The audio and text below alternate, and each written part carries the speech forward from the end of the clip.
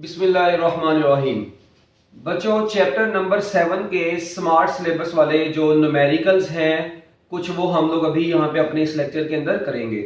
तो सबसे पहले जो आपका बच्चों न्यूमेरिकल है जी वो 7.1 न्यूमेरिकल है।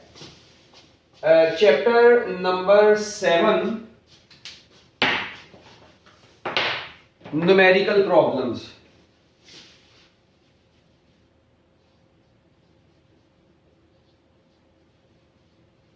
चैप्टर नंबर 7 के न्यूमेरिकल्स में से बच्चों पहला जो न्यूमेरिकल है वो कौन सा है? सबसे पहला न्यूमेरिकल 7.1 डेटा लिखें जी। आप लोगों को कहा गया है क्वेश्चन में कि एक 100 ग्राम की बॉडी है बच्चों, और उसको आपने एक स्प्रिंग के साथ हैंग कर दिया है, और बच्चों स्प्रिंग जो है उसमें जो इलोंगेशन आई है वो 4 सेंटीमीटर की आई है। कहते हैं अगर एक सर्टेन ऑब्जेक्ट हैंग किया और उसको वाइब्रेशन पर सेट कर दिया तो उसका पीरियड इतना बन गया। What is the mass of the object pulling the spring? अब देखिए बड़ा इंटरेस्टिंग क्वेश्चन है। सबसे पहले डेटा लिखते हैं। 100 ग्राम बॉडी है, उसको हंग किया आप लोगों ने। ये देखें, ये बच्चों आप लोगों के पास एक ब्यूटीफुल सा स्प्रिंग है। इस ब्यूटीफुल स्प्रिंग के साथ आप लोगों ने 100 ग्राम की एक बॉडी अटैच कर दी है ऐसे। अच्छा, 100 ग्राम की एक बॉडी आपने इसके साथ अटैच की, और कहता है इसको अटैच करने से जो एक्सटेंशन आई है स्प्रिंग में वो 4 सेंटीमीटर की आ गई है। ठीक हो गया। बड़े इंटरेस्टिंग न्यूमेरिकल है, आप लोगों ने इसको बड़े अच्छे तरीके से गौर से समझना है। 4 सेंटीमीटर इसमें इलोंगेशन आई जब 100 ग्राम का ऑब्जेक्ट इसके साथ हैंग किया है आपने। ठीक है, आगे देखते हैं। कहता है कि when a certain object is hung on the same spring and set into vibrations, कहता है अब आपने दोबारा इसी स्प्रिंग के साथ एक दूसरा मैस अटैच किया बच्चों। ये मैस अब आपको नहीं पता, इसको आप लोग M2 का नाम दे दें। ये मैस M1 आपको पता था 100 ग्राम है। अच्छा, ये दूसरा मैस है, वो कहता है ये मैस आपको नहीं पता।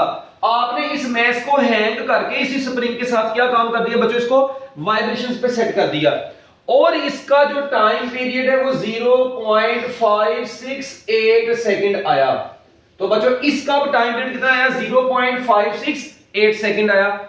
आगे कहते हैं what is the mass of the object that pulling it? बच्चों कहता है ये जो मास है ना स्प्रिंग का, ये क्या होगा जो इस स्प्रिंग को पुल कर रहा है? ये आपका डेटा है जी बच्चों। इसका आंसर बताएं। हरी अब जल्दी जल्दी मिनट लगा के। बड़ा आसान सा ये न्यूमेरिकल है, आप लोगों ने इसको अच्छे तरीके से बाय कॉन्सेप्ट करना है। ठीक है, अब देखें इधर हमने क्या काम करना है। M1 गिवन है यार, M2 निकालना है, ये एक्सटेंशन भी गिवन है आपके पास, टाइम पीरियड भी गिवन है। अब मुझे ये बताओ, मैस स्प्रिंग सिस्टम की बात हो रही है, ठीक है, तो टाइम पीरियड का फार्मूला अगर 2 pi under root m over k, अगर आपने M2 मालूम करना है, टाइम पीरियड आपको गिवन है t इज इक्वल टू होता है 2 pi under root m over k। अब M2 मालूम करना है मगर उसमें k भी तो अननोन है, इसका मतलब आपको k भी चाहिए। ये न्यूमेरिकल में बार बता रहा हूं, बड़ा इंटरेस्टिंग है, बच्चे घूम जाते हैं, कांसेप्ट अपना क्लियर करना है। अब बच्चों देखिए इसका टाइम पीरियड गिवन है, मगर M2 निकालने के लिए पहले स्प्रिंग कांस्टेंट तो आपको चाहिए ही चाहिए। अब मुझे ये बताएं स्प्रिंग कांस्टेंट कहां से निकालें? हम ये पहले वाले डाटा से स्प्रिंग कांस्टेंट इजीली निकाल सकते हैं। देखें आप लोग यहां पर सॉल्यूशन में इसके क्या लिखेंगे? सबसे पहले आप लोग लिखें टू फाइंड M2। लो जी, टू फाइंड M2। बच्चों आप लोगों ने M2 मालूम करना है। अब M2 मालूम करने के लिए आपको क्या करना पड़ेगा? टाइम पीरियड का formula T is equal to 2 pi under root M2 over K। अब मुझे ये बताएं, क्या मैं दोनों साइडों पर जब स्क्वायर ले लूंगा तो T स्क्वायर किसके बराबर आ जाएगा? 4 pi square M2 over K आ गया। अब आपने अकेला क्या निकालना है बच्चों? यहां से M2 निकालना है।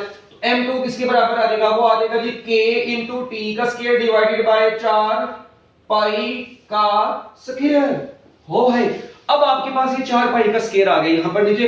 अब पाई आपको पता है 3.14 द टाइम पीरियड गिवन है, मगर बच्चों M2 निकालने के लिए अब आप लोगों को क्या चाहिए? अब आप लोगों को पहले ये K चाहिए। ये K पता होगा तो आप लोग अगली काम करेंगे ना। तो लो जी बच्चों, अब आप लोगों ने सबसे पहले क्या काम करना है? अब आप लोग लिखेंगे सबसे पहले हम लोग K मालूम करेंगे। अब ये स्प्रिंग कांस्टेंट को कैसे मालूम करना होता है? अब ये जो डेटा आपको गिवन है, ये शुगर में नहीं गिवन, आपको पता है ये 100 ग्राम है, M1 कितना है जी? 100 ग्राम। अच्छा, आप लोग इस 100 ग्राम को कितना लिख सकते हैं? किलोग्राम में कन्वर्ट करना है, 1000 से डिवाइड करोगे तो मैं इसको लिख देता हूं जी, 0.1 किलोग्राम बनेगा, क्योंकि मैं इसका ऐसा यूनिट किलोग्राम में बच्चों, इसलिए आप लोग इसको किलोग्राम में ही कन्वर्ट करेंगे। ठीक है, अब ये देखें, ये 0.1 kg बन गया, ये आपके लिए मालूम करना है। ये एक्सटेंशन आपको गिवन है x, ये गिवन है x। ठीक है, अब मुझे ये बताओ, मैंने k मालूम करना है, मैं क्या करूं? ओ भाई, k मालूम करना है, वो रिस्टोरिंग फोर्स का आपको फार्मूला याद है?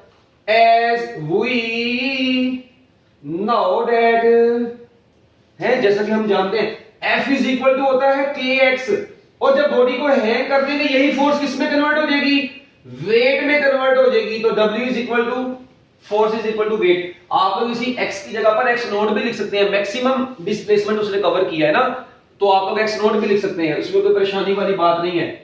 अब आपने निकालना है बच्चों सिर्फ और सिर्फ k, इसको मैं M1 का नाम दे रहा हूं क्योंकि वेट इसके डिस्कस M1 की बात हो रही है। तो k इज इक्वल टू आ गया जी M1g डिवाइडेड बाय x। अब M1 है जी 0.1, g है जी 9.8, और डिस्प्लेसमेंट जो है वो 4 × 10⁻⁻² है, यानी सेंटीमीटर में था। बच्चों यहां से जब आप लोग इसको कैलकुलेट करेंगे तो आपके पास स्प्रिंग कांस्टेंट की जो वैल्यू आ जाएगी 24.5 न्यूटन पर मीटर आ जाएगी। ये आपके पास k की वैल्यू आ गई है बस। अब आपका न्यूमेरिकल दी एंड होने लगा है, वो कैसे? अब आप लोगों ने जस्ट वैल्यू पुट कर देनी है वो पुराने वाले फार्मूले में। अब पुराने वाला फार्मूला कौन सा था? वही M2। नाउ बच्चों M2 कितना आ जाएगा? अब M2 आपके पास बराबर आएगा बच्चों, हाँ जी, k कितना है? 24.5। ठीक है, उसके बाद टाइम पीरियड कितना है जी? 0.568 का स्क्वायर डिवाइडेड बाय 4, और पाई की जगह पर 3.14 का स्क्वायर।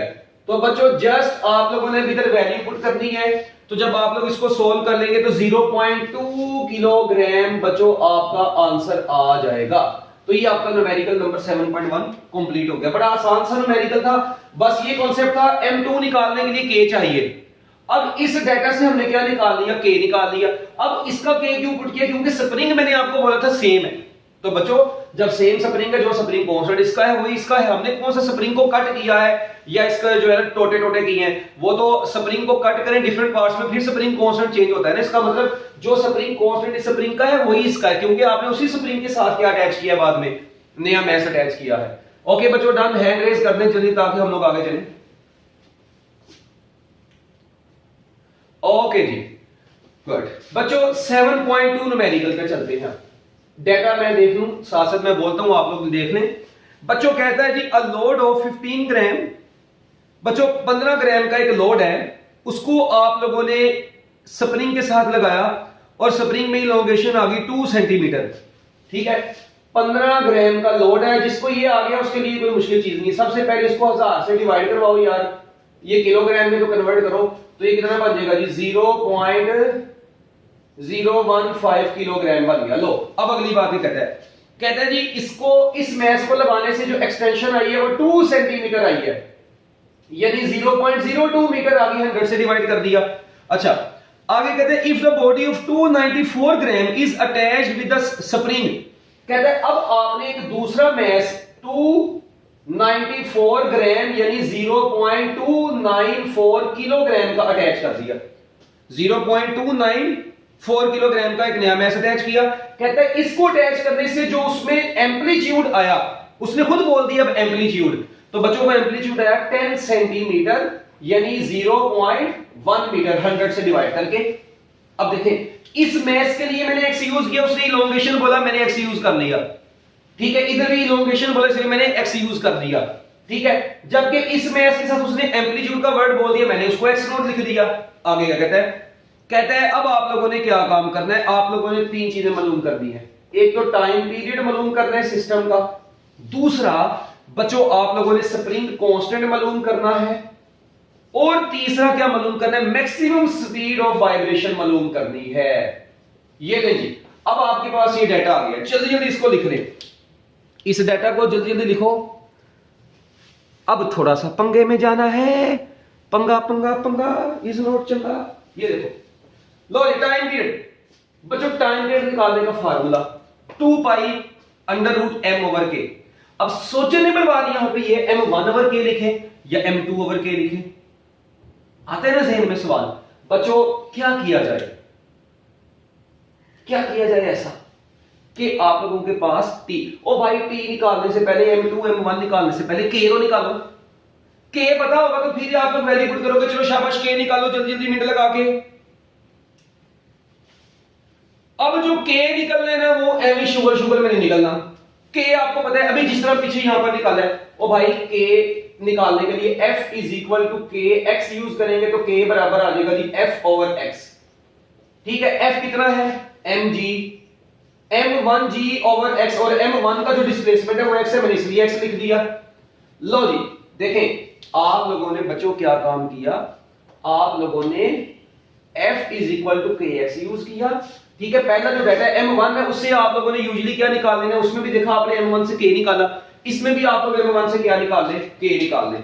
लो जी इधर वैल्यू पुट करके k निकालें, k is equal to m1 कितना है बच्चों 0.015 g है 9.8 और x की वैल्यू है जी 0.02। जब आप लोग इस पूरी वैल्यू को कैलकुलेट कर लेते हैं तो मैं अब कैलकुलेटर के बगैर तो मैं डायरेक्टली आंसर लिख रहा हूं 7.35 न्यूटन पर मीटर। ये आपके पास बच्चों k की वैल्यू आ गई है। अच्छा अब टाइम पीरियड निकालने में आपको क्या होगी, आसानी होगी जी। अब टाइम पीरियड बच्चों जो आप लोगों ने निकालना है, ठीक है, इधर भी यही काम किया था टाइम पीरियड, क्योंकि देखें जब आपने ऑसिलेशंस पर सेट किया है ना वो आपका मैथ्स दूसरा वाला है ना कि पहला वाला, इसीलिए टाइम पीरियड में पहले वाले मैथ्स को नहीं पुट करेंगे। एक बात दोबारा सुने, बिग कंफ्यूजन। मैं क्या बोला देखें, उसने बोला m1 लगाया इतनी एक्सटेंशन आई डन, उसके बाद उसने बोला m2 लगा के उसको वाइब्रेशन पर सेट किया। इसका मतलब जब ये लगाया था उसको वाइब्रेशन पर सेट नहीं किया था, उस वक्त तक उसमें फ्रीक्वेंसी नहीं थी, टाइम पीरियड नहीं था, इसीलिए इधर भी मेरे टाइम पीरियड के फार्मूले में m2 लिखा था ना कि m1 लिखा था।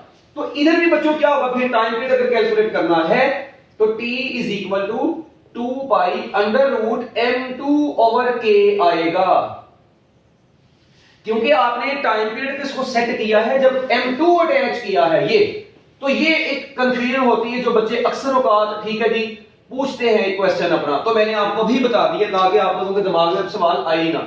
अब 3.14, अब m2 बच्चों कितना है, m2 है जी 0.294 और k की वैल्यू कितनी है 7.35। ठीक है, लो जी अब आपके पास वैल्यूज आपने पुट कर दी, जस्ट अब इसको सोल्व करें। जब आप लोग बच्चों इस सारे को सोल्व कर लेंगे 7.35 0.294 तो ये आपके पास आंसर आ जाएगा 1.26 सेकेंड। लो जी ये टाइम पीरियड आपके पास बच्चों आ गया 1.26 सेकेंड। इस टाइम पीरियड की वैल्यू जो आपके पास आई है ये आपके दो पार्ट हो गए। अब तीसरे पार्ट उसने कहा मैक्सिमम वेलोसिटी। अब मैक्सिमम वेलोसिटी निकालने का फॉर्मूला होता है जी x नोड ओमेगा। क्या ख्याल है ये कहां पर पड़ा हुआ है, मैक्सिमम वेलोसिटी होती है x नोड ओमेगा, और ओमेगा आपको पता है under root k over m होता है, हो है। तो बच्चों मुझे बताओ x नोड कितना है, आप लोग क्लियरली देख सकते हैं x नोड जो एम्पलीट्यूड है वो 0.1 है और k कितना है बच्चों 7.35 है और m की वैल्यू कितनी है। अच्छा m कौन सा आएगा, ड्यूरिंग वेलोसिटी किससे निकलनी है m2 वाले से, क्योंकि वाइब्रेशन में m2 के साथ किया है आपने वाइब्रेट। तो बच्चों m2 कितना है 0.294। तो चलें जी जब आप लोग इसको कैलकुलेट कर लेंगे तो ये आंसर आ जाएगा 0.5 मीटर पर सेकंड। बाकी डाटा यूजुअली आपको सेंटीमीटर में गिवन था, डिस्प्लेसमेंट और एम्पलीट्यूड वगैरह, तो आप लोग स्पीड को भी सेंटीमीटर में लिख लेंगे तो बच्चों ये 50 सेंटीमीटर पर सेकंड बन जाएगी। 100 से मल्टीप्लाई करवा दो यार, तो ये 50 सेंटीमीटर आपका 50 सेंटीमीटर पर सेकंड आपका आंसर आ जाएगा। तो ये थे बच्चों आपके पहले दो न्यूमेरिकल चैप्टर नंबर 7 के। इसको जल्दी नोट कर लें, हरी अब जल्दी जल्दी मिनट लगा के। उसके बाद हम लोग चलेंगे बच्चों 4 और 5 की तरफ।